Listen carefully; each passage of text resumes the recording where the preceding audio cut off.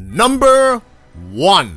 The Hoarfrost Reach. Monster Hunter World Iceborne's star attraction is the titanic, the gorgeous, the pristine beauty of a location known as the Hoarfrost Reach. This locale is a bona fide winter wonderland, absolutely coated in ice and snow. Yeah, sure, it's a bit of a uniform color palette, but the enormous blanket of the white snow contrasted with the harsh dark gray stone, an excellent mixture of blues and violets for the ice, just makes the entire place look phenomenal. And the way the light reflects off the snow and ice here is just so well done. It's a little tough to actually talk about the color palette for this map because it's like I said, it's pretty uniform. It's just so well executed that it doesn't really matter so much that the locale shares a lot of the same coloration. The lighting, the color blending, and contrast of the snow against the ice and the rock does a lot of work just making the whole place feel incredibly gorgeous. There's some progression worth mentioning. Again, it's not the most dramatically wild example that we've had on this list. It's just really good. You start in a dense Arctic forest that thins out as the map's elevation increases. Eventually, things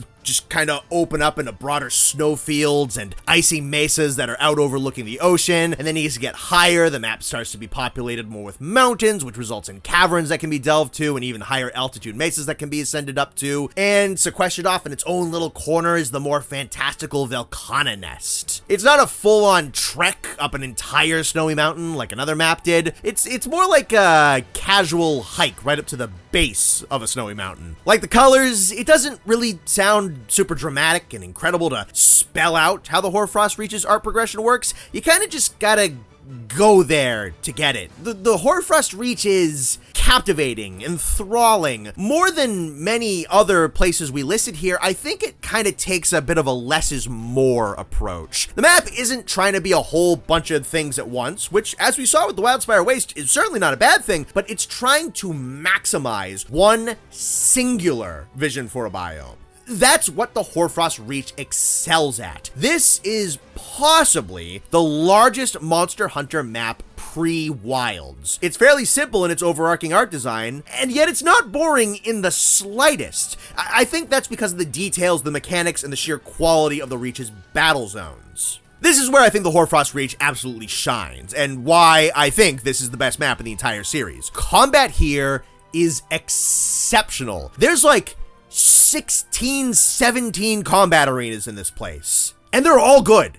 Like, all of them. Yeah, okay, the small icy lake in Area 15 can sometimes be a little annoying because certain monster attacks can create tremors in the shifting ice, but that's also kind of cool to fight on at the same time. Let's break down what's actually here. Area 1, 2, and 3 are various forested regions, each containing patches of deep snowdrifts that Beototas can use to swim around and attack from. Area 5 is a walled-in arena with one giant ledge that can be scaled for mounting attacks and verticality shifts. Area 4, big, fat, open snow zone with a huge drift in the middle that can be used for sliding attacks and a wall of loose snow that you can toss monsters into to create an avalanche and send them down into the caves. Area 6 is probably the widest, most open snow field in the entire map, with a few well-placed ledges, but otherwise minimal obstacles, which is great for monsters that just need to move around a lot. Area 7 is kind of weird. It seems to be cut up into 3 zones that aren't distinguished from one another. One is a cliff overlooking the ocean that has icy rivers that can give you ice blight if you stand in them for too long, and it also has these razor sharp rocks that monsters can be tossed into for some extra damage. Area 7 also has this other bigger, broader mesa that has several structurally weak ice platforms that can be knocked into the ocean by monster attacks. If you drop those platforms, you can potentially knock yourself down into the caverns, or you can give yourself a big opening on some of the monsters as they try to scramble out of that trap. And Area 7 also contains this kind of like claustrophobic, but still really, really fun Barioth nest where he'll just jump and dive off the walls to attack you. Area 15 is that one I mentioned with the pond with the ice chunks floating around in it that can be turned into a tremor hazard. Area 13 has the Legiana nest, as well as a zone with numerous large hot springs that can cure ice blight and temporarily grant the effects of hot drinks. Areas 8, 9, 10, and 11 are all part of an interconnected cave system, with 10 being this huge cave that has air geysers that can knock you into the air. Area 8 is this much warmer cavern that is the point of origin for some of the hot springs that dot the upper level of the map. Area 9 is a much smaller cavern with these ice chunks that you can knock off the ceiling for extra damage. And then Area 16 is this almost unnatural looking throne of mangled, wiry ice sculptures that Volcana has carved out as its own nest. That's so much stuff on one map. Almost every single arena has some interesting mechanic or gimmick or interaction that you can play around with, and very few of those gimmicks repeat. And minus the occasional ice pond quake being annoying, they're all pretty damn fun. In fact, when I hunt on the Hoarfrost Reach, I usually try to fish for some of these interactions to happen, just because I like them, especially the avalanche and the ice structures collapsing. The variety and quality of both scenery and gameplay on display here is masterful. And once again, we have an utterly gigantic map that makes excellent use of all of its zones. Maybe 1 and 2 could get a little more love, as they're mostly reserved just for Bonboro and Beatotus. And Area 8 doesn't see a ton of use from anything that isn't a Viper Toby Kadachi, but they do get their own mileage and are more specialized zones built for their specific monsters' ecology. I have fought everywhere on this map tons of times and have enjoyed pretty close to every second of it. I don't think I've ever had a moment of, oh no, not this place. And one of the main reasons why this map is at the top of the list is because as good as world maps are, you're almost always gonna get a couple of zones that are too cluttered or too narrow or feel like a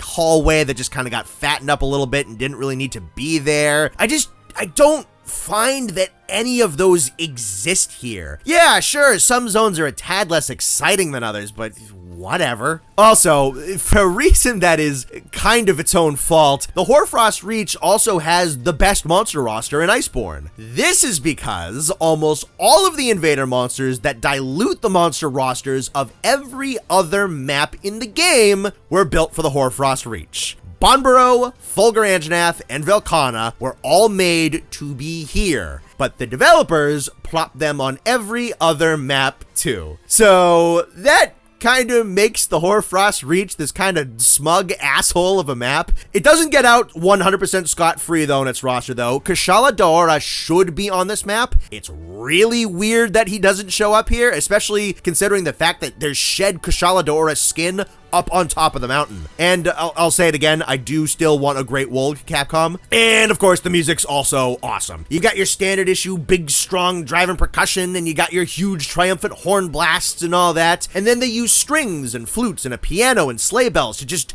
drench the entire track in this awesome wintry atmosphere that fits perfectly for fights on this map.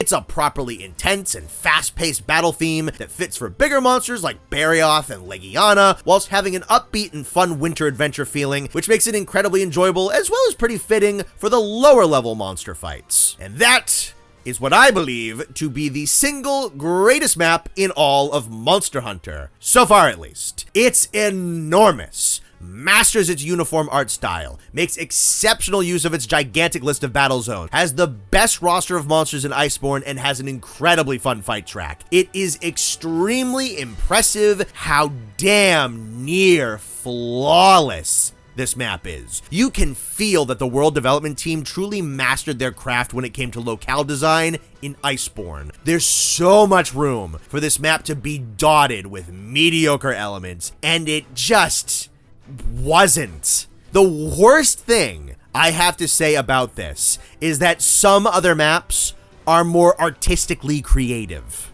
So, how was the list? Did you enjoy yourselves this year? Hope you did. I love working on this project. If I missed a map that you love, you might want to check the honorable mentions video. This was a tough one. There's a lot of quality locales that couldn't make it onto the top 12, and making sure that I had a final order for my top 12 that I was actually happy with putting out was a pain. And there was an additional challenge in actually vocalizing why I thought specific maps were so good. Thank you for tuning into Merry Huntmas 2024. Now, the giving doesn't stop just yet. I got something dropping tomorrow on Christmas Day that I think you're going to want to watch. But until then, this has been CR-Volcanic, or Connor.